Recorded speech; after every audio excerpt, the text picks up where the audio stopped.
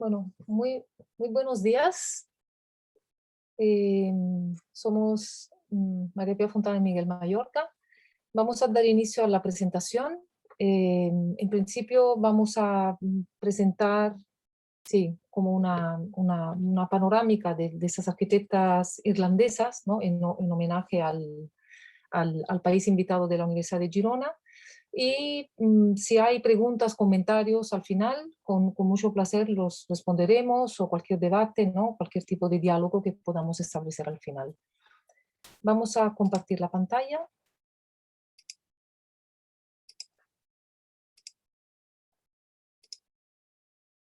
Vale.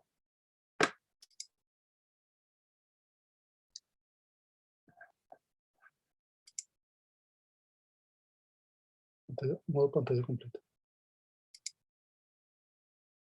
Vale, muy bien. Pues Bueno, bueno, entonces sí, efectivamente es una oportunidad, agradecemos la invitación de hablar sobre muchos temas que se están tratando en este ciclo de la Semana del País Invitado, que es Irlanda.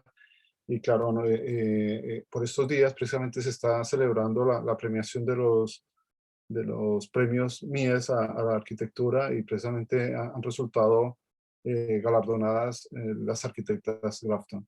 O sea que para nosotros es casi también un homenaje a un reconocimiento a ese trabajo que ya tiene una difusión bastante importante a nivel internacional. ujú. Bueno, antes de dar inicio a la temática específica, donde además del tema que hemos anunciado de los espacios intermedios, ¿no? In between spaces, hablaremos de 3 proyectos en concreto para entender un poco los valores de lo que ellas proponen. Yo quería aprovechar para, bueno, un poco marcar esta tradición que venimos haciendo desde con la Universidad de Girona, de participar desde la parte de arquitectura en el país invitado. Empezamos con Brasil, seguimos con las repúblicas bálticas, que nos pilló en plena pandemia. El año pasado también colaboramos con Tunisia, y este año con Irlanda. Y también en este caso tenemos, bueno, hemos aprovechado para presentarnos como socios profesionales, ¿no? Con Miguel Mayorga, también porque compartimos muchísimos temas que las Grafton trabajan, como su enfoque a la arquitectura y como temáticas que les preocupan, y que a lo largo de la presentación intentaremos desglosar.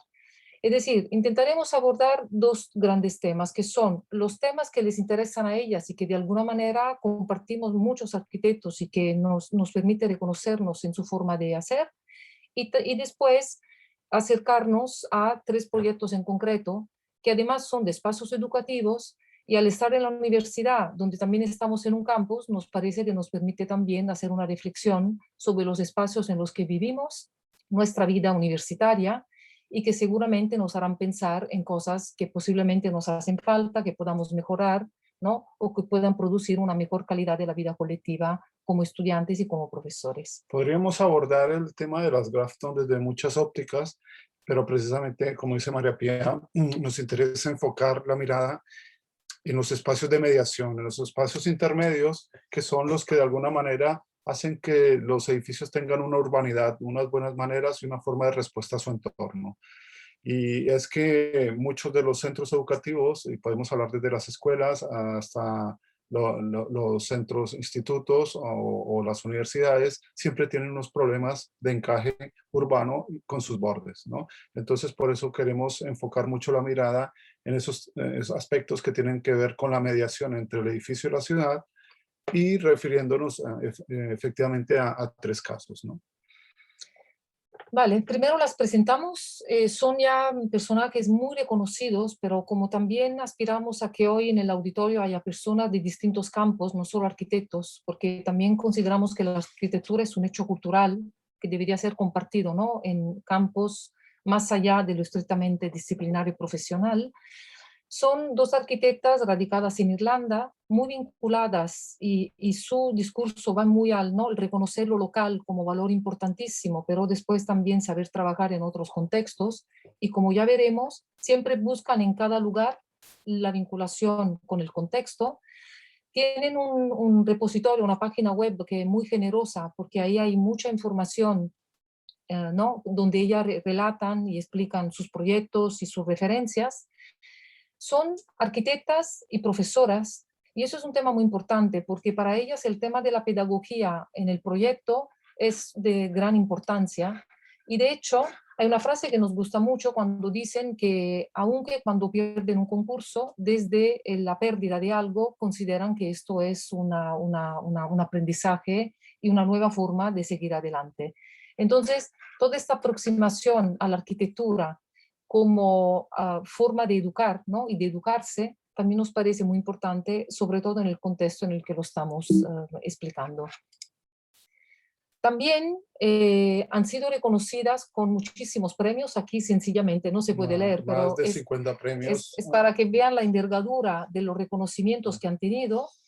Y también algunos muy destacados, además del que Miguel acaba de nombrar y que recordaremos al final, porque justo hoy resulta que hay una coincidencia muy extraña, que justo hoy las Grafton están en Barcelona recibiendo el premio Mies en el pabellón y bueno, ha sido como una grata sorpresa, seguramente después iremos a saludarlas por la tarde hacia las 7:30. Entonces, dos premios, uno el del RIVA en el 2020 y el premio Pritzker, sobre todo, que se considera el Nobel de la Arquitectura, que por primera vez además se dio a dos arquitectas, dos mujeres, que al margen, ¿no?, de su valor objetivo como valor de la arquitectura que plantean y de los valores que destacan, también es importante porque es la primera vez que en un premio Pritzker se da un premio a dos mujeres, ¿no? Y por lo tanto también tiene como una gran trascendencia para lo que esto representa para el contexto de la arquitectura. ¿Por qué hablar de las Grafton? Por muchísimas razones. Obviamente, arquitectas como ellas son muy completas y abordan una forma de aproximarse a la arquitectura desde muchos ámbitos. Aquí destacamos unos cuantos, ¿no? Y también su modus operandi, su manera de ser muy como generosas en demostrar las fuentes, las referencias, los argumentos que ellas tienen para hablar de sus proyectos, siempre basados en otros elementos. Nosotros en el campo de la arquitectura, como profesores, ambos lo somos, siempre intentamos transmitir un tema muy importante, que a proyectar se aprende viendo otros proyectos. Y no, grandes arquitectas como ellas y a lo largo de la historia de la arquitectura siempre se ha plasmado esta idea de que lo que nos han precedido han abordado problemas parecidos a los que nos enfrentamos y que por lo tanto es importantísimo aprender de ellos. También lo que acabamos de comentar, la importancia de la identidad en lo local y lo global. Ellas están muy vinculadas a Irlanda como lugar, y Dublín concretamente como ciudad.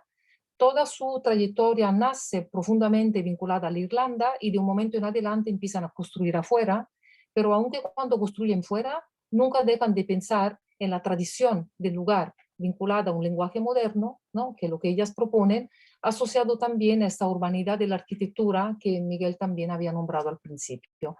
Y finalmente, el tema de la arquitectura y de la educación, que es el tema específico que abordaremos ahora en la segunda parte del trabajo, de la presentación. Y también queríamos dejar aquí constancia de varios temas, ¿no? Como para dialogar con términos que iremos desglosando a lo largo de toda la presentación y que nos gustaría que, ¿no?, que se fijaran y que desglosáramos justo ahora, porque son los que de alguna manera representan el leitmotiv, el hilo conductor de toda la presentación que vamos a hacer. Sí, es importante ver, bueno, como decía María Pía, toda esta idea de construcción activa del lugar a partir de la arquitectura y entender esa relación entre interior y exterior como un elemento clave que ya mostraremos en nuestros proyectos. También a nivel instrumental y de conceptos, también hay cosas muy interesantes. El trabajo, digamos, del arquitecto como un trabajo también entre lo artesanal, pero que tiene, ¿no?, el trabajo de los jeroglíficos, ¿no? Para ellas mismas usan este término para decir cómo el dibujo a mano es capaz de transmitir algunos aspectos clave del proyecto. Pero también, por otro lado, esto se complementa con una mirada que tiene que ver con otras disciplinas, con entender una relación muy estrecha entre arquitectura e ingeniería. También hablan de los edificios como infraestructuras, pero también a su vez hablan de otros elementos que tienen que ver mucho más con la relación urbana, ¿no? Entonces, en momentos podríamos hablar de que ellas producen calles interiores dentro de los edificios, que están conectadas con los espacios públicos externos. Ahora más adelante los Ujú. ejemplificaremos. Entonces hay como estos tres paquetes de temas, ¿no? Unos vinculados a la relación con la historia, pero incluyendo la vida social como parte de la historia de un lugar, ¿no? Entonces la connotación colectiva y social de su arquitectura, la importancia del dibujo, del instrumento, ¿no? El jeroglífico es uno de lo que más nos ha gustado. Hemos escuchado varias conferencias de ellas y de alguna manera, ¿no? Hemos recogido los temas que ellas mismas explican. El jeroglífico, ¿no? Es decir, el descifrar las cosas que el contexto nos inspira para transformarlo en forma y espacio, y también el tema de la multidisciplinaridad y la importancia de que ellas piensan de forma compleja, ¿no? Para producir espacios sugerentes que acogen la vida colectiva. Esta es una fotografía de su despacho, donde tienen colgadas en la pared proyectos de arquitectos que ellas admiran y a los cuales se refieren. Eso para los arquitectos, para los que no lo son, realmente es un gran regalo, porque todos nos inspiramos en alguien, pero a veces algunos no lo dicen, ¿no? O parece que tener una referencia clara es como si fuera algo que no es bueno y en realidad es la única manera en que todos avanzamos, ¿no? En nuestra disciplina.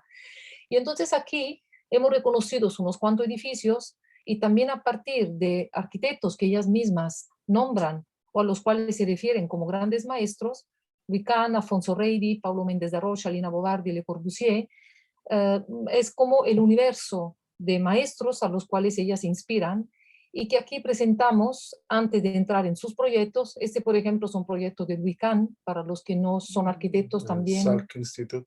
en California.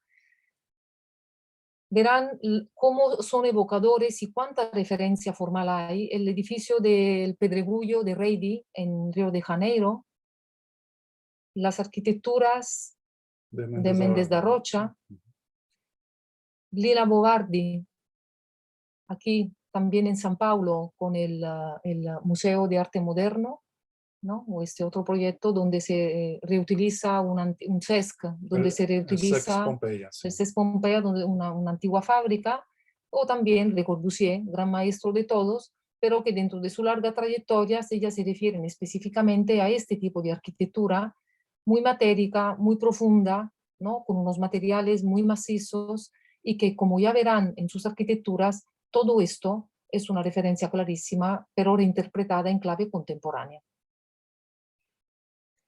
Aquí entonces entramos en la parte más de herramientas, es decir, cómo ellas trabajan y de qué manera usan el material vivo de los lugares en donde se sitúan.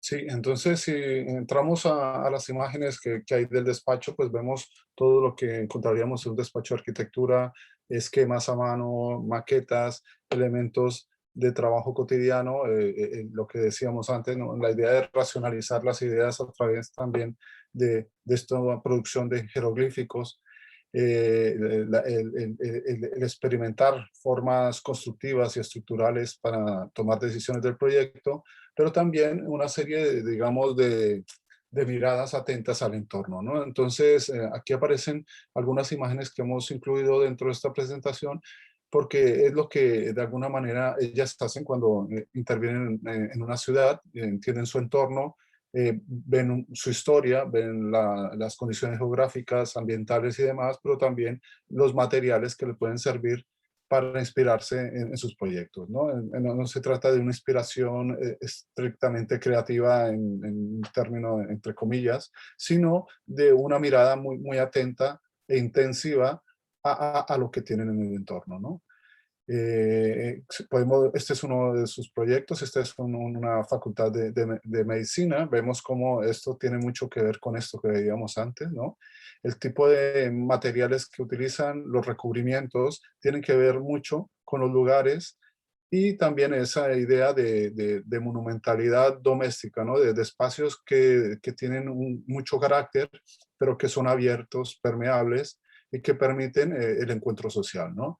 Veamos, por ejemplo, esto a lo que nos referimos aquí, que son los in-between spaces, ¿no? Esos espacios que no son ni públicos ni privados y que permiten, de alguna manera, sentirnos en un espacio confortable, ¿no? Que es ese espacio que nos invita a entrar a todos estos proyectos, donde se usa la repetición de elementos, columnatas, que son pórticos y demás, que son elementos de construcción de la ciudad y de la arquitectura de todos los tiempos, así como el manejo de la luz.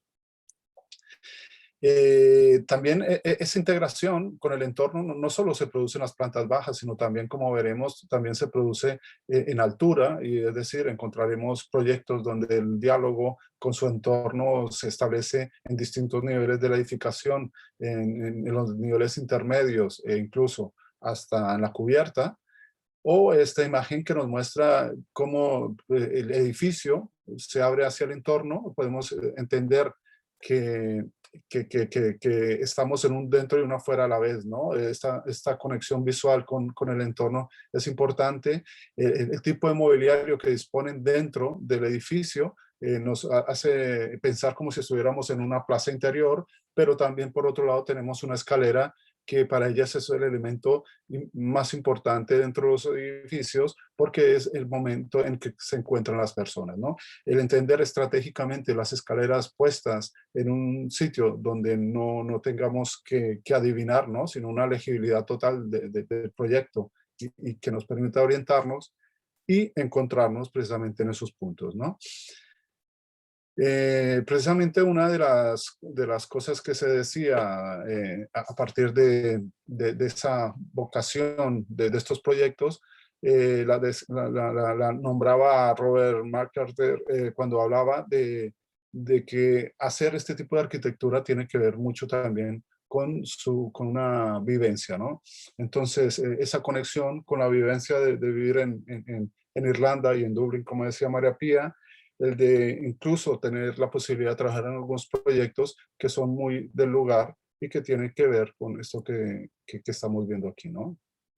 Es decir, son proyectos que de alguna manera ya nos muestran, estamos hablando aquí de 1996, es uno de los primeros proyectos de ellas, y podemos ver cómo han diseñado una plaza, pero la plaza tiene una continuidad en su planta baja y penetra en el edificio, un edificio que tiene funciones de locales comerciales que conforman la plaza, y también algunos apartamentos. Esa condición urbana, esa urbanidad del edificio es muy importante en el trabajo de las Grafton, como veíamos en las fotos anteriores, pero también la forma de representar el espacio. Veamos que el material de la plaza es el mismo del interior del edificio. Las escaleras, cómo están puestas en este edificio es clave. Y después, cuando verificamos lo que sucede acá en la sección, siempre uno de los elementos, podríamos hablar no de plantas arquitectónicas, sino casi de plantas urbanas, ¿no? Aquí, porque vemos las calles, y aquí también vemos una sección axonométrica, que es una sección axonométrica urbana, es decir, nos está mostrando toda la relación de ese edificio con su entorno. Y además, privilegiando esa mirada seccionada de una relación vertical también, ¿no? Estamos en 1996, ya veremos cómo evoluciona la cosa. Aquí estamos en 2002 con un proyecto bastante pequeño, ¿no? Entonces démonos cuenta que esa racionalidad que ya vemos en sus proyectos más maduros, pues tienen que ver con soluciones bastante sencillas en términos constructivos a partir de una repetición de elementos, ¿no? De soporte y de estructura, donde los espacios se van encajando, ¿no? Aparentemente, si viéramos esta estructura, diríamos, bueno, es un espacio un poco monótono y repetitivo. Pues resulta que lo que sucede en el caso de ellas es que hacen como su matriz, ¿no? Su matriz espacial, que está construida a partir de unas decisiones estructurales, pero después vamos a ver que son espacios bastante dinámicos y con muchas multiplicidad de relaciones a nivel visual y funcional. Entonces, con este proyecto, que es uno de los que hicieron en Irlanda, pero ya con un tema, un programa educativo, ¿no? Es como un poco de alguna manera el inicio de los 3 proyectos que vamos a introducir. Eh, Quería enfatizar una cosa en concreto. Aquí hay este texto que se publicó en una revista cuando se publica este proyecto. Miren, aquí hay otros temas que van, es decir, hay una forma de aproximarse al proyecto que es súper completo.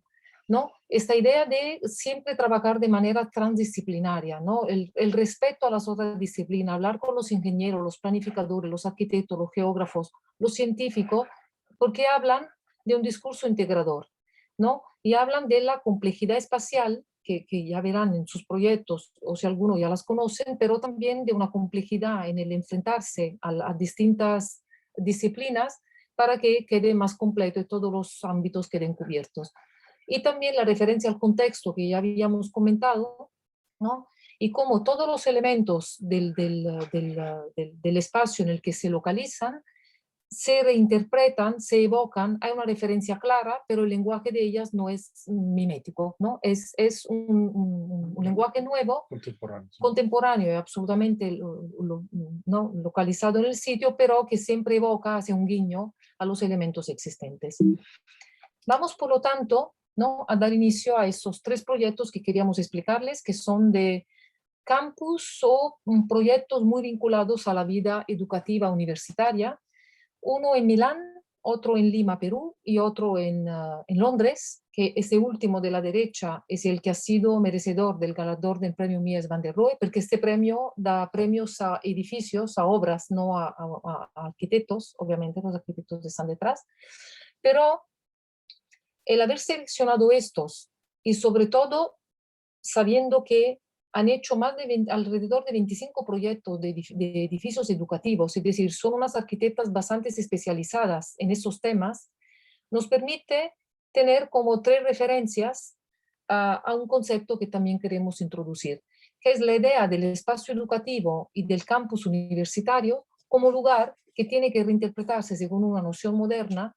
Y aquí hacemos una cita a nuestro querido maestro referente Carlos Martiariz, un arquitecto que falleció durante el COVID, ¿no? el 2021, cuando hablaba del campus como principio urbano y hablaba de la necesidad de pensar el lugar de la universidad y de sus espacios exteriores como lugares donde había que volver a encontrar un equilibrio entre el campo y la ciudad, ¿no? o la arquitectura construida y el espacio exterior, donde ambos se consideran como factores necesarios y que tienen que buscar nuevos equilibrios. Y que en el fondo toda la manera de aproximarse a la arquitectura de las Grafton se nutre de esta filosofía, ¿no? de esta aproximación.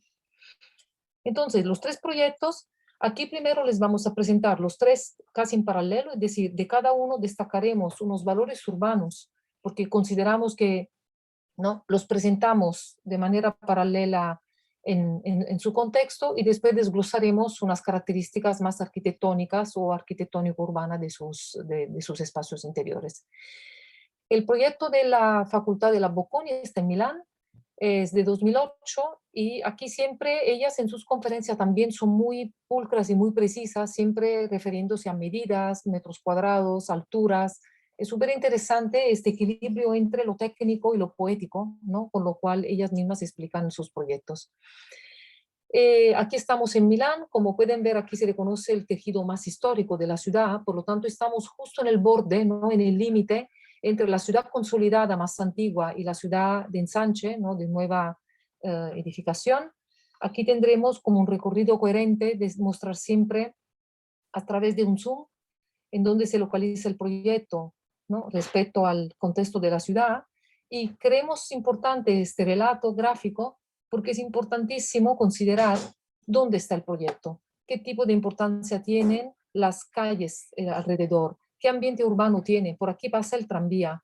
Una de las fotos más famosas de este proyecto, que la que hemos usado al principio, efectivamente muestra la importancia que está tomada en esta esquina, ¿no? Muestra la importancia de un entorno respecto al cual hay que relacionarse, pero también del cual hay que cerrarse para producir una calidad interior, porque no todos los entornos tienen calidad urbana, ¿no? Y por lo tanto la arquitectura es la que se puede encargar de dignificar y dar calidad urbana a un contexto cuando no la tiene, ¿no? Y ese sería la inserción urbana del proyecto en este entorno, ¿no? del cual ahora más adelante veremos más detalles. Veamos entonces primero, pero otro proyecto, ¿no? Veamos los tres en paralelo en su contexto urbano.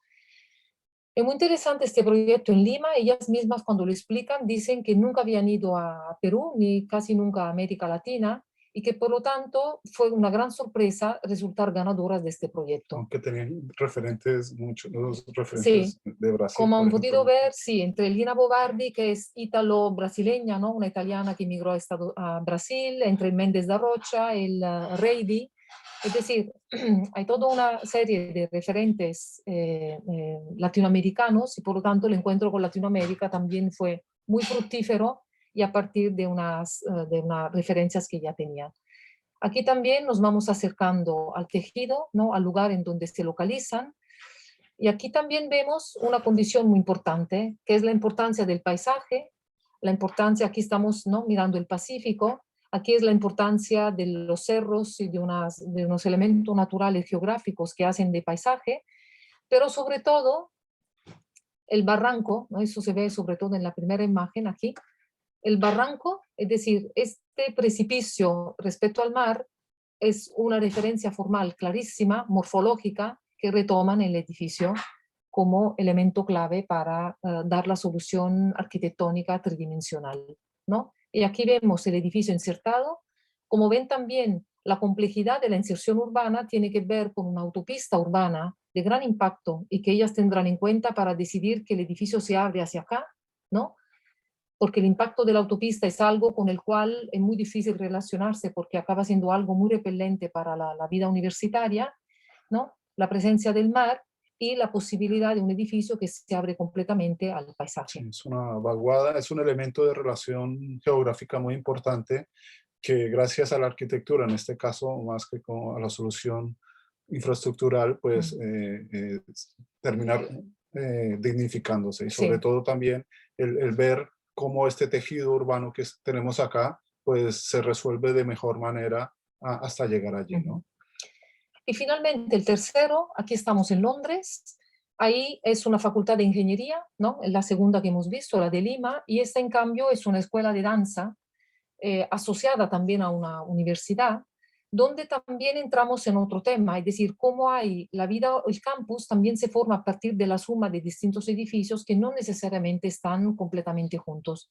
La misma realidad de Girona, ¿no? Vivimos dos tipos de campus, el campus Montilivi, donde estamos nosotros, ¿no? De la Escuela Politécnica, que es el típico campus con sus edificios relacionados con un espacio exterior, En pabellones. en pabellones, pero también tenemos el campus, ¿no? De la UDG abajo, ¿no? En la ciudad más histórica consolidada, donde tenemos unos edificios a veces históricos recuperados o nuevos, pero insertados en el tejido, que por lo tanto nos hacen pensar en esta doble manera de de la lógica del campus que se relaciona con lo existente o que plantea una nueva espacialidad.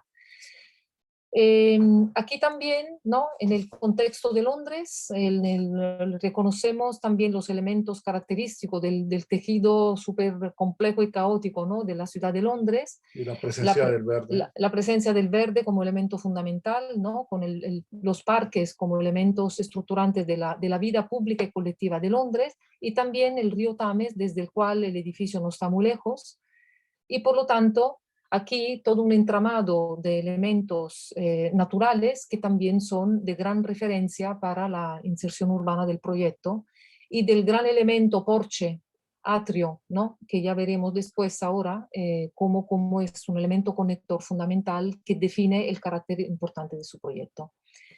Aquí, simplemente como recordatorio, la comparativa de los tres proyectos para comprender y enfatizar la diferencia, ¿no? de sus lugares, ciudades y contextos en los que se ubican, pero de la coherencia formal de su lenguaje, como veremos ahora, y de la necesidad de reconocer en cada lugar las particularidades, las características locales, sin perder la vocación de un lenguaje universal. En ese sentido, esa es de las cosas más rescatables, ¿no? Como primer balance, vamos haciendo pequeños balances y no nos olvidemos de las frases, ¿no? Que hemos dicho al principio. La importancia de la historia, de la tradición, de la relación con el contexto, pero también la necesidad de un lenguaje contemporáneo, del valor de lo colectivo, del valor de la infraestructura y de la estructura como elemento clave para definir el proyecto. Sí, continuamente cuando ellas explican sus proyectos siempre hacen referencias a las relaciones sociales, ¿no? Hablábamos siempre de la escalera como un punto de encuentro, de las posibilidades de la relación visual. No es banal que ellos digan que este proyecto es una ventana hacia Milán, pero para conseguir esa ventana hacia Milán o de Milán hacia el centro, pues tiene que ver también con soluciones constructivas y con retos, ¿no? Constructivos, ¿no? Utilizan esta serie de voladizos en muchos proyectos que son casi una forma de aproximarse a una necesidad, ¿no? No un capricho, sino una necesidad de conectar visualmente los entornos, ¿no? Utilizan este tipo de voladizos que van desde los 12, 15 hasta los 20 metros en muchos de sus proyectos. Este vaciar la planta baja para darle una doble altura que va entre los 8 y 9 metros, son unas condiciones del espacio que permiten cosas que son muy interesantes. Ahora veremos cómo esta misma correlación tridimensional, ¿no? Porque siempre hablamos de los edificios a veces en plantas, pero ellas lo que hacen es también perforar las plantas para que dialoguen entre sí con todas las actividades del edificio.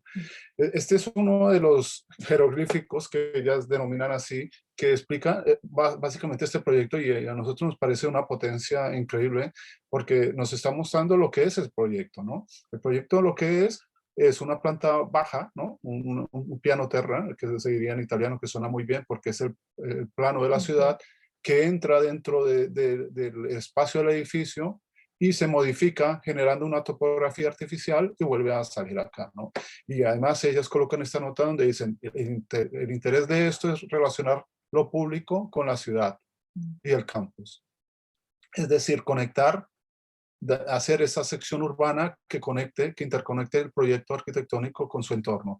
Y arriba, pues proponen un elemento de base, ¿no? Este elemento que sería el elemento principal, que es el auditorio, donde también se disponen hacia arriba una serie de pabellones que, como veremos, se resuelven como unos pabellones patria, ¿no? Esa contradicción. Podemos tener un edificio aislado con un pabellón, pero si ponemos varios pabellones juntos, pues conseguimos varios patios. Eso es lo que precisamente aparece acá, ¿no? En estos espacios intermedios, y volvemos otra vez a referirnos a por qué nos interesan los in-between spaces, porque estábamos hablando en la foto inicial de este espacio.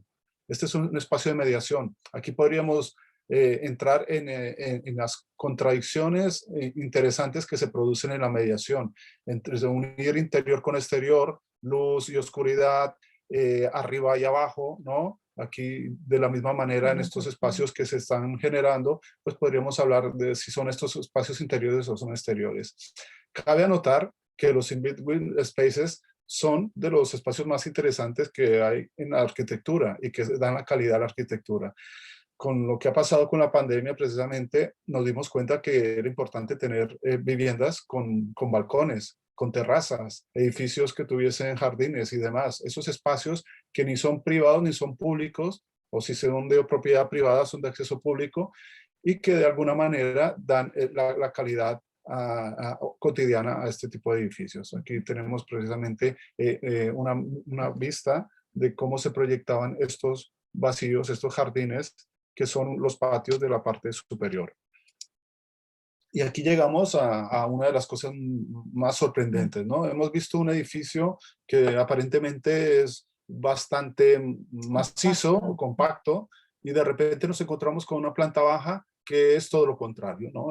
Aquí parece que estamos caminando, ¿no? Que podríamos entrar o por lo menos mirar por todo el contorno y entender que el programa de la planta baja se distribuye de esta manera, que otra vez vuelven a esta cosa muy interesante de usar el mismo material de la calle para introducirlo dentro del edificio, pero también empezamos a ver este tipo de cosas, ¿no? Podemos identificar la estructura que se repite de manera rigurosa y que sustenta el edificio, ¿no? La podemos identificar, ¿no? Pero también podemos identificar una serie de recorridos, una serie de relaciones que hacen que esto sea una planta que recuerda a los planos Noli, ¿no? De Giambattista Noli, cuando dibujaba la planta de la ciudad, ¿no? Giambattista Noli dibujaba el plano de Roma precisamente mostrándonos que había que mostrar no solo el espacio público, sino el espacio de acceso colectivo, ¿no? Entonces, esta es toda una lección de inserción urbana del proyecto. En el campo de la arquitectura, la manera en que se representa el espacio tiene mucho que ver con el tipo de espacio que uno quiere mostrar, ¿no? Y por lo tanto, esta idea de planta baja de un edificio que no deja de ser un espacio cerrado, es decir, tiene un cerramiento concreto con unas puertas de acceso, pero la imagen que nos transmite es de una plaza, ¿no? Donde pasan cosas y donde puede haber un acceso libre en algunos momentos del día y que por lo tanto le da esta connotación, ¿no? De espacio colectivo. Sin olvidar, ¿no? Este aspecto macizo, ¿no? Lo que comentaba Miguel, esta continua dialéctica entre la dentro y la afuera y entre los contrastes, que es parte de su lenguaje. Entonces aquí otra vez hablamos de mediación. ¿Aquí dónde estamos? ¿Estamos dentro del edificio o estamos fuera del edificio? Otra vez vuelven a hacer este juego de intermediación entre interior y exterior. Incluso el mismo espacio público está diseñado por ellas con esta serie de bancos y démonos cuenta que es una integración bastante interesante y bueno, proponen este tipo, están construyendo espacio público, están haciendo calle, están haciendo muchas cosas aquí resueltas con el mismo edificio, además de la selección del material. Si ustedes ven todas las conferencias o han asistido a alguna conferencia de ellas, habrán escuchado que continuamente están seleccionando materiales que les sirvan para contextualizar sus proyectos. Estas imágenes de alguna manera también nos recuerdan las referencias que habíamos visto al inicio, ¿no? De Louis Kahn, de Lina Bobardi con el Sex Pompeia, y una serie de proyectos que para ellas son referencia. Y entonces aquí podemos dar el salto a otro proyecto. Ya estamos de Italia, pues vamos a Perú, a Latinoamérica, y vamos a explicar un proyecto que es lo que para ellas es una cascada o un barranco construido por el hombre, ¿no? Aquí, pues, aunque ya hemos visto parte de sus estrategias proyectuales, pues podemos entender que esto es un volumen, ¿no? Bastante importante, es un campus vertical. Entonces siempre hablamos de campus y nos imaginamos que los campus son horizontales y resulta que ellas plantean aquí la posibilidad de hacer un campus vertical. Y ese campus vertical, pues es todo un reto que parte otra vez, hablamos de los jeroglíficos, ¿no? De esta idea, ¿no? Aquí tendríamos la autopista y aquí tendríamos la ciudad más consolidada que llega y se estrella con la autopista y ellos proponen esto desde el inicio. Y es esa idea de hacer este acantilado y de este campus vertical donde se estudian todas las posibilidades del lugar. No es vano, no es banal que también hagan unos dibujos donde se expresan cosas muy importantes. El elemento los elementos constructivos principales, ¿no? Vemos unos ritmos donde aparecen lo que ellas defienden mucho, que son esos puntos fijos y escaleras, que son los puntos de encuentro donde la gente, ¿no? La vida universitaria se produce en los pasillos y en los elementos de circulación, ¿no? Entonces, promover esos puntos de encuentro para ellas es clave, así como también entender que eso es parte de esa métrica que define la estructura, pero también es como la distribución de esa vida social en este edificio. Hay una cosa interesante y es que siempre hablan de las condiciones climáticas. Resulta que en Bolonia hay, no, en Bolonia cuando ganaron el concurso hicieron una perspectiva que no la hemos mostrado a propósito. En Milán, perdón. En Milán, pues muestran una perspectiva bajo la bruma de Milán, porque todos sabemos, y aquí precisamente hay un proceso también de condensación que produce una bruma, y entonces sus dibujos expresan mucho estas cosas. Es decir, esta atención a lo ambiental, ¿no? Ahora se habla mucho de la medición por datos, de las condiciones ambientales, de la contaminación, pero para ellas es algo previo al proyecto.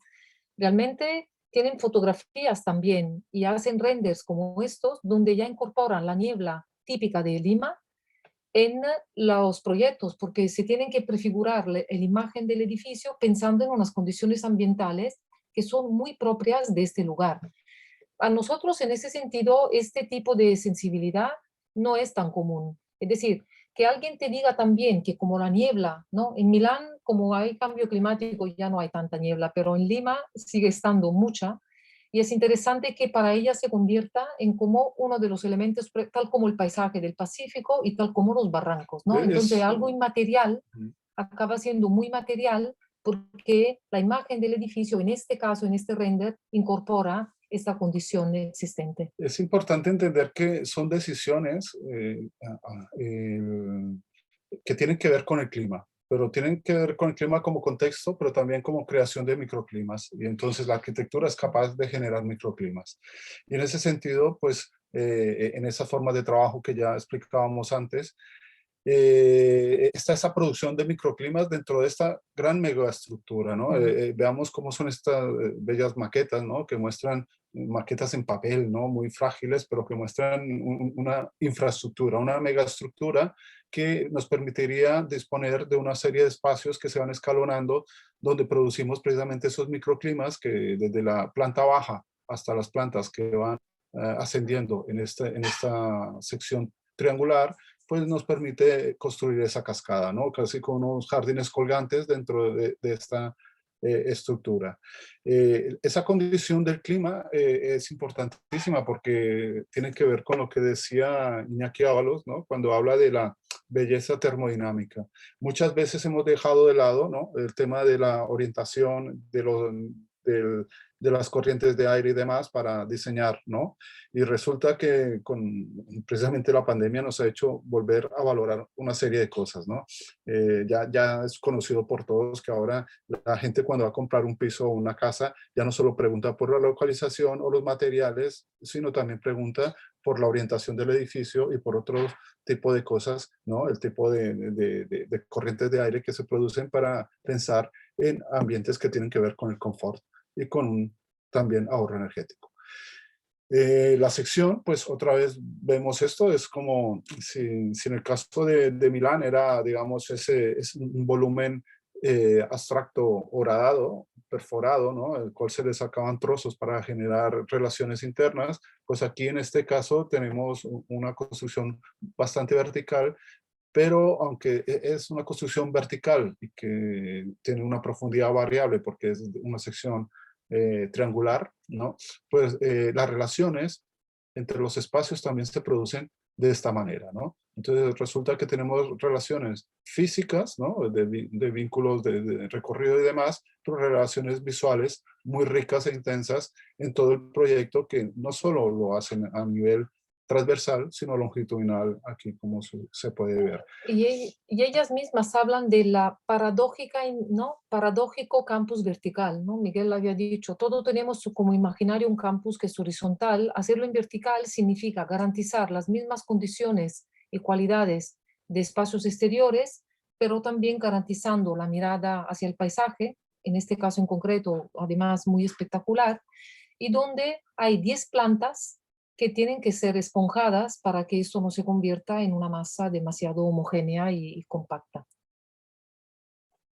Y entonces aquí entramos a la planta baja, ¿no? Siempre nos gusta hablar de cómo se inserta el edificio. Resulta que en este caso también hay unas condiciones de vialidad, ¿no? De que tenemos una vía muy importante acá, como se veía en la localización, pero también podemos ver que hay una calle más lenta y más pacificada aquí con unos accesos al parking. Y luego, bueno, podemos deducir, ¿no? Con una mirada atenta, cuáles son los elementos que se repiten de la estructura y cómo van apareciendo, cómo se refuerzan en Los puntos. los puntos de circulación vertical, en esa métrica, en esos ritmos que se consiguen dentro de esta estructura, que aparentemente rígida, pues es una matriz de referencia donde todas las piezas encajan, ¿no? Es como el pentagrama donde podemos encajar todo el proyecto. Entonces, las maquetas, hacemos maquetas fabulosas también, ¿no? Aquí vemos que incluso aparece representado la autopista como su elemento natural en el inicio, ¿no? Porque antes de tener esta autopista aquí había una quebrada y incluso la vía tiene tramos donde se llama así. Y ese acantilado del campus vertical, pues se produce como esta estructura donde cuelgan todos estos elementos que tiene el programa, pero además con esta lógica, ¿no? De incrementar la posibilidad del verde también en vertical. Esos son aspectos muy interesantes y muy contemporáneos a tener en cuenta. Aquí evidentemente tienen este soporte, esta plataforma estructural que es importante porque se encarga de resolver los problemas sísmicos, ¿no? Del sitio. Y aquí vemos su encuadre, ¿no? Vemos cómo hay un tipo de urbanización que proveniendo de allá, pues no remataba aquí sobre este viario importante, ¿no? Sobre dos cruces de autopistas urbanas muy importantes de allí y cómo se localiza aquí el proyecto, ¿no? Y las condiciones internas, pues, aunque respiran, entre comillas, una austeridad en términos de materiales y construcción, pues resulta que tiene un dinamismo muy marcado en términos de relaciones visuales y físicas. Y esta parte, digamos, que tiene que ver con el trabajo de un detalle, de una escala, que hace que estos espacios sean más Mm. habitables. Hay un arquitecto que es muy especializado también en tema de diseño de espacio educativo, que es Hermann Erzberger, que seguramente ellas conocen y se inspiran, y que tiene como toda esta filosofía de que cualquier espacio interior, intermedio, puede estar predispuesto para el aprendizaje y el conocimiento. Entonces, aquí, claro, hay como una brutalidad del material, ¿no? Una monomaterial que define mucho el carácter del edificio, pero no se pierde ocasión para introducir unos elementos naturales y sobre todo unos lugares, ¿no? Rincones de estudio, de encuentro, de trabajo, que hacen que los pasillos de la escuela adquieran un nuevo significado y que no se conviertan simplemente en un espacio de paso, sino también de estar y de estudiar. Ese es un tema que de manera sistemática, ¿no? Hermann Sperber, que se considera uno de los grandes referentes ¿no? de arquitectura educativa, tiene como muy incorporado y que ella seguramente también de manera sistemática tienen como lema y como discurso. A mí ahora que has citado estas cosas, se me ocurre también hablar del tema de la escalera. Obviamente todos estos proyectos están solucionados a partir de una movilidad, ¿no? Que atiende a la diversidad funcional, pero también el apostar por la escalera como elemento de relación es importante. Recuerden que hubo una exposición muy importante que se llamaba Requiem por la escalera, que era de Oscar Tusquets, y precisamente rescataba los valores de la escalera, ¿no? El imaginar la Catedral de Girona sin las escaleras que tiene enfrente sería no entender la posibilidad de mediación urbana que tiene este espacio, ¿no? Entonces, estamos hablando de cosas que son muy arraigadas a las mejores arquitecturas. Y finalmente cerramos con ese último proyecto, que es el más reciente y que es como hemos dicho, el ganador del premio Mies, que es ellas mismas también se encargan de buscar lemas o temas, frases clave que los definen. Y en este caso es columnata y atrio urbano. Es decir, el elemento definidor de una manera más clara o más contundente de este proyecto es todo este entramado exterior que define la relación con el edificio, con su contexto. Entonces, como pueden ver, volvemos a ver unos elementos, ¿no? El trabajo del jeroglífico, ¿no? El croquis hecho a mano que define los elementos esenciales del proyecto, donde el tema estructural siempre está presente como elemento definitorio del espacio a pesar de ser un croquis muy incipiente, ¿no? También la introducción de elementos tan sencillos como estos que evocan la presencia de la naturaleza en el interior, la matriz, ¿no? De identificación de los espacios donde hay una estructura muy rigurosa y todos unos elementos de conexión vertical que son estos marcados en negro, mientras este en gris claro es el vacío del atrio principal, ¿no? Identifican cómo dentro del rigor de la estructura hay como unas variaciones del espacio que permiten una cierta libertad y que sobre todo dentro de la sección permite esta lectura transversal, ¿no? En sección. Sus proyectos son pensados muy en sección, ¿no? Es como ellas lo dicen también, que son proyectos donde la planta baja, sobre todo, tiene su valor fundamental, pero la manera real para entenderlo es la sección. Y sobre todo este otro tema, una sección dibujada en su contexto urbano adquiere completamente otro sentido, porque aquí entendemos que este edificio hace parte de algo, que no es una arquitectura autista, no es una arquitectura autorreferenciada. Es una arquitectura que no solo produce una calidad colectiva de espacios colectivos para los que viven dentro, sino que también produce una relación con el entorno y que de alguna manera ambas cosas hay que cuidarlas, ¿no? Es decir, no hay una que sea más importante de la otra porque hay que establecer un diálogo. Y también ese espacio de aquí es el que ahora veremos con más detalle y que de alguna manera define el carácter más contundente del proyecto, pero, ¿no? Y que también hay otros dibujos en sección, ¿no? La sección fugada, son dibujos que evocan los dibujos clásicos de la arquitectura, ¿no? A los que ahora estamos siempre menos acostumbrados, pero que hasta con este punto naif, ¿no? Recogen esta idea de vida urbana, el elemento Vida social. característico de Londres, ¿no? De los autobuses rojos de 2 plantas, de la cantidad de personas que están ocupando ese espacio en planta baja y que parece una plaza directamente, o como en todo el espacio del vestíbulo interior del atrio adquiere un espesor donde la gente va haciendo su vida, donde las distintas personas acaban encontrando su lugar en ¿no? como una vida doméstica dentro de un espacio colectivo o educativo. Entonces, también, este es un diagrama, ¿no? Que permite entender también todo el espacio fluido, ¿no? Todas las posibilidades de movimiento a partir de este lugar central, que no solo es de encuentro, sino también es de representación. Esa es una escuela de danza y por lo tanto el trabajo de las escaleras no solo define las conexiones verticales, como pueden ver, ¿no? Porque aquí también conectan con ese espacio de atrio, que es un lugar para estar, para sentarse, para establecer, para hacer como espectáculos o también para mirar espectáculos si se realizan aquí.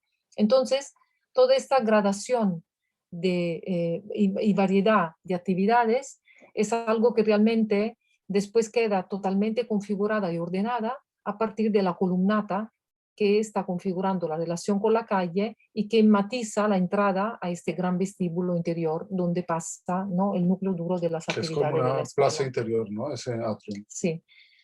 Entonces, no dejamos de hacer una pincelada y un énfasis al dibujo arquitectónico y a la mirada intencionada. Aquí, ¿qué están haciendo? Están extrapolando un trozo específico del edificio, ignorando lo que está pasando dentro, para exaltar el valor de la columnata y de su relación con la calle. Es decir, son dibujos que tienen el valor de manifiesto, donde lo importante no es describir de manera minuciosa y pormenorizada todo el proyecto, sino hacernos caer el ojo sobre un tema importante que es esto, ¿no? De la relación del edificio con el exterior y específicamente de esta parte con la calle, De los ¿no? espacios de mediación, ¿no? En- entendiendo que la calle es parte del edificio, que el tipo de arborización existente es parte del edificio, ¿no? Y que no podemos ignorar que la arquitectura es parte de algo, ¿no? Volvemos a lo mismo, en contra de la arquitectura autorreferencial, autista, que se mira solo a sí misma, ¿no? Y que todo este fragmento de ciudad está totalmente relacionado con un edificio existente, ¿no? Es decir, en este sentido, esta es una ampliación de un edificio existente que de alguna manera tiene también el valor del arraigo a la historia, ¿no? La historia del lugar y de lo existente. Esos son, por lo tanto, las fotografías, ¿no? De cómo está realizado el proyecto, que también dialoga en este sentido con dos materiales, con el hormigón y con el ladrillo, ¿no? Y que de alguna manera también hace parte de su discurso, siempre está a veces o el trabajar con monomaterial o también con la mezcla de materiales como referencia clara a los elementos del entorno o del lugar en el que se sitúan. Y esta calidez, ¿no? Dentro de este rigor estructural y arquitectónico, siempre el espacio para el verde, ¿no? O los espacios de recogimiento, el espacio como lugar para acompañar, ¿no? El descanso, para ser contemplado desde el interior, ¿no? De los espacios de trabajo o de estancia, y acompañado, como ya decía, por este rigor, por esa absoluta radicalidad de la arquitectura como elemento que después también se presenta con esta complejidad, ¿no? Lo decíamos al principio, cómo entra la luz, cómo las escaleras que obviamente alguien podrá decir, ¿y qué pasa con la accesibilidad? Pues está garantizada porque siempre habrá ascensores, ¿no?, que permiten la conexión vertical y por lo tanto la accesibilidad del edificio está siempre resuelta, pero el dignificar y dar otra vez un valor a la escalera, no tanto como objetivo origen final, sino como lugar para transitar y para pararse también, ¿no? Aquí, en todas sus fotos, no hace falta estar ahí esperando el momento, ¿eh? Siempre te encontrarás, hasta si vas, ¿no? Encuentras el edificio, siempre la escalera se usa de una manera compleja, ¿no? No solamente para subir o bajar, sino para también descansar, hablar, pararse, ¿no? Y también, como es una escuela de danza, el espacio central se usa para muchas cosas, ¿no? Entre ellas para entrenar, para hacer espectáculos, para poder definir esta vida colectiva interior que en el fondo todos destacamos. Vamos a ir cerrando y aquí nos permitimos una pequeña referencia a dos autores que creemos que tienen mucho que ver y a los cuales hemos dedicado cierto estudio, que son muy referentes para nosotros. Esto es de ellas también, cuando vinculan, ¿no?, la patio interior, ¿no?, el espacio interior del proyecto con la- el atrio, ¿no?, de la ciudad de Mileto, donde de alguna manera la relación con la historia y la referencia clara a los elementos de la antigüedad también son muy presentes en su arquitectura. Entonces aquí vamos a hacer dos pequeñas paréntesis. Una referencia a una arquitecta que se llama Denise Brown, que ha trabajado muchísimo también. De hecho, cuando el país invitado será Estados Unidos, ya nos preparamos para poder presentar el trabajo de esta arquitecta norteamericana, bueno, de origen sudafricana. De hecho, si es Sudáfrica o si es América, la podemos coger de ambos lados, ¿no? Y que tiene 91 Que años tiene ahora 91 años ahora, que ha trabajado muchísimo el tema del campus y que bajo ha el sido también una virtual vencedora del premio Pritzker. Pritzker. Trabajaba con su compañero Robert Venturi, el cual ha fallecido, pero por estas cosas de la vida tiene un premio Pritzker todavía no reconocido porque solo se le otorgó a Robert Venturi y no a la pareja de arquitectos. Entonces, es interesante recordar a Denise Scott Brown porque todo lo que hemos visto sobre la idea de campus, pues nos hace referencia a también muchas reflexiones, instrumentos, enfoques que también Denise Scott Brown ha hecho en muchos de los proyectos que ha trabajado sobre espacios para la educación y esa idea hablábamos de los planos Noli, ¿no? Ellos producen secciones urbanas, como decíamos antes, ¿no? Estas secciones urbanas, estos espacios, estas plantas bajas, ¿no? Donde se ven la planta baja del interior, pero también del exterior. Y bueno, aquí un resumen, ¿no? El entender que hay cosas que son físicas y funcionales y que tienen que estar muy bien resueltas a nivel de los edificios, pero también en el espacio público y también entender que la vida social es dinámica, es decir, que ver cómo interesa entender cuáles son esas líneas de deseo, que esos puntos que hay que conectar y favorecer dentro de un campus universitario. Y también otra referencia, y con esto acabamos, es a otro autor que habla del límite del mínimo urbano. Es un autor italiano que centra su atención y su estudio específicamente sobre los in-between spaces, y ahí él lo llama el mínimo urbano, es decir, la condición mínima que tiene que tener la arquitectura para ser considerada urbana y por lo tanto dialogante con la ciudad. Y entonces hace todo un trabajo, ese es un libro ya de los años de 1995, creo, donde habla efectivamente de todos esos temas que aquí hemos tratado y que, como pueden imaginarse, muchos arquitectos tratan, algunos con más énfasis y otros menos, ¿no? Nos gustan más los que nos interesa también el énfasis en el valor urbano de la arquitectura, porque demuestra preocupación por el entorno, por el ambiente, por lo colectivo y por todo lo que pasa más allá de la edificación como tal, y que él se refiere a la ciudad tradicional, que en el fondo es un análisis que se puede hacer tranquilamente de la arquitectura contemporánea, pero para volver a pensar que la buena arquitectura es la que no tiene época, es decir, es la que tiene unos valores que en cualquier momento de nuestra vida profesional o docente o como estudiantes la miremos, nos puede transmitir todavía valores contemporáneos, ¿no? que es lo que hace Siquense, analizando los espacios de mediación de los edificios tradicionales, medievales de la ciudad italiana, ¿no? Y donde nos expresa este valor, ¿no? De conjunto de la ciudad de Gubbio, que bien nos evoca también esta idea de inserción y de diálogo con el contexto del edificio de las Grafton que les hemos mostrado en Londres.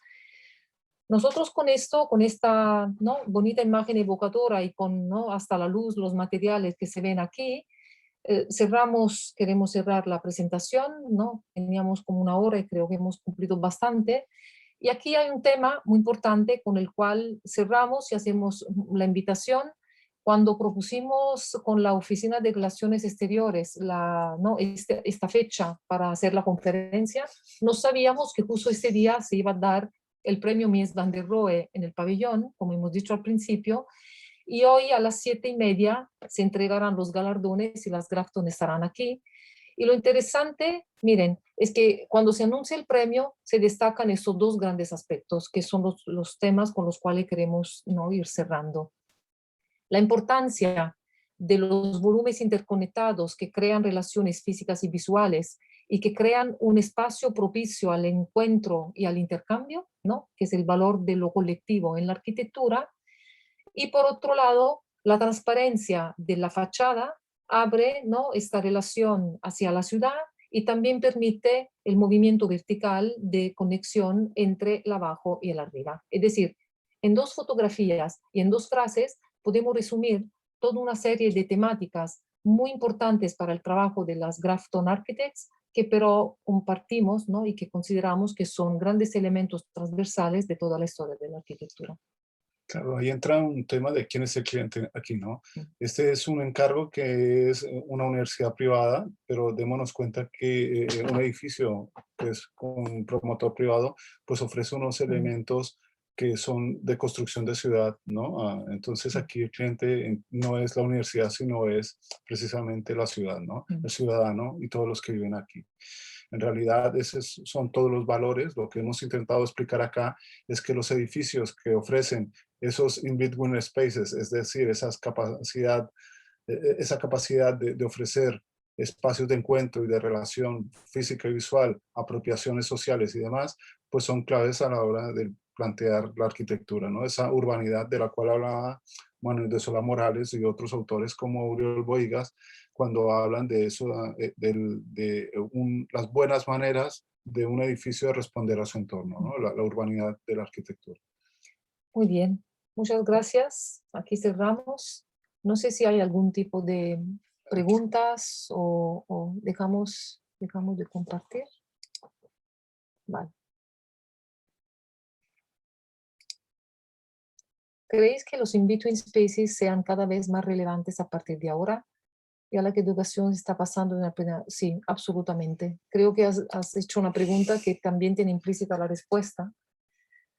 ¿Sería correcto vincular con el minimalismo? Bueno, vamos respondiendo por parte. La segunda, sí, absolutamente sí, y sobre todo por una razón, porque los in-between spaces son unos lugares intermedios, ¿no? A veces es fastidioso usar los anglicismos, pero también a veces hay palabras que, que son más completos, ¿no? Son espacios intermedios, pero son espacios muy importantes en la arquitectura, pero también muy frágiles. Es decir, no sé si lo podrán observar, muy a menudo se hacen espacios exteriores, unas galerías, y a veces para ganar espacio interior se tapian, a veces también casi de manera especulativa y ¿no?, de manera abusiva, considerando que se gana espacio para el interior, pero se pierde espacio de relación hacia la ciudad. Sí, es como si para ganar algo de nuestra salud vamos a sacrificar nuestra piel, ¿no? Entonces, la piel es un órgano de todo el cuerpo humano o de todos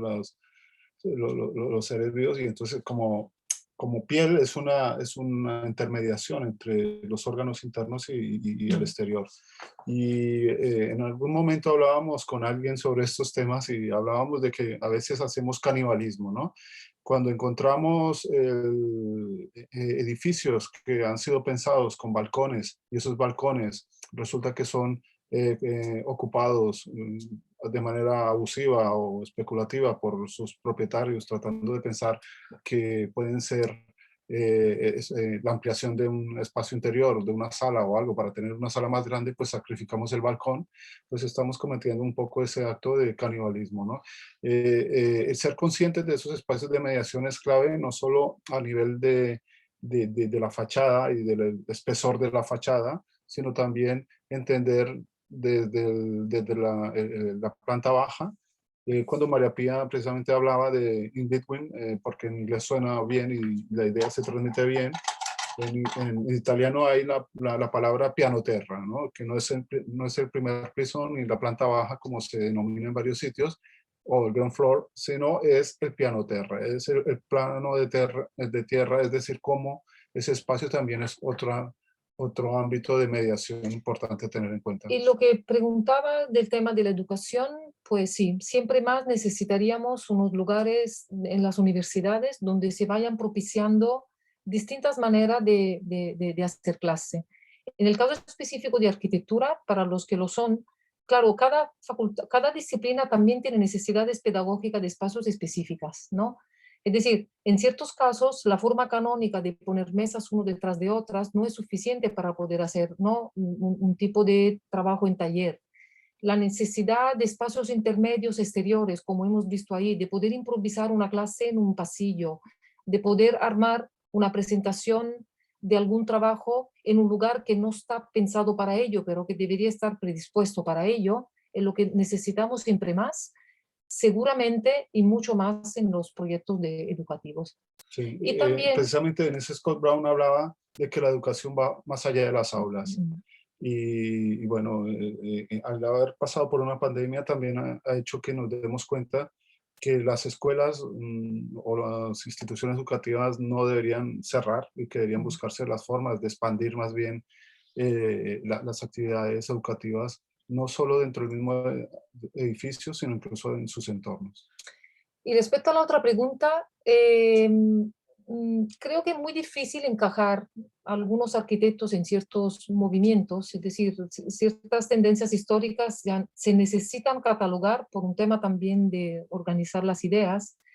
Personalmente no creería que sean arquitecturas minimalistas, al contrario, podríamos decir que son arquitecturas muy complejas, solo que dialogan de una manera equilibrada, ¿no? Hay también un movimiento que se llamó el brutalismo, ¿no?, que hablaba de esta idea del material como algo, ¿no?, en bruto que se mostraba y que planteaba una arquitectura muy espesa, muy maciza. Algunos de los arquitectos que hemos mostrado, en el fondo pertenecerían a esta tendencia. No, o Sí. mejor, no los arquitectos, las obras. Y podemos Por hablar lo tanto, del Tim Tem, sí, de los pero, Smithson, pero yo diría que no intentaría como encajar en movimientos o en el estilo, estilo, sino más bien hablar de una manera compleja de aproximarse al proyecto, donde dialogan entre una claridad estructural mezclada a una complejidad formal y espacial, que yo creo que, que de alguna manera es característico de su obra y que, como bien pueden saber si son arquitectos o se imaginan otras obras,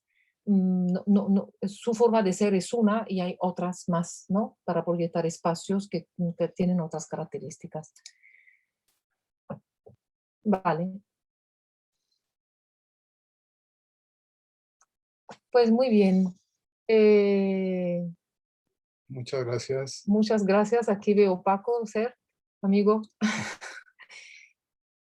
Claro, Oscar, hace poco, Oscar. Oscar también. Bueno, en fin, yo creo que ha sido una ocasión para poder hablar de temas que vinculan muchos arquitectos, y ya que estamos aquí también con Paco, aunque no te vemos, pero claro, hace poco preparamos una conferencia justamente con Paco sobre este mismo tema en la obra de Sert. Y de alguna manera ver que el mismo tema se puede tratar en muchos arquitectos, pero con soluciones muy Y distintas. en distintas escalas y Sí, programas. yo creo que nos da mucha esperanza para saber que cada uno como arquitecto podrá encontrar muchas maneras de expresarse y que también no, los usuarios de las arquitecturas podrán tener como lugares colectivos donde poder establecer sus propias relaciones más allá de la actividad específica que se vaya a hacer. En fin, creemos que con esto lo vamos a cerrar. Gracias a vosotros y esperamos el año que viene, expectantes de saber cuál será el país invitado para, ¿no?, inventarnos otra historia para contar y compartir con vosotros. Muchas gracias a todos. Gracias. Hasta la próxima. Adiós. Adiós.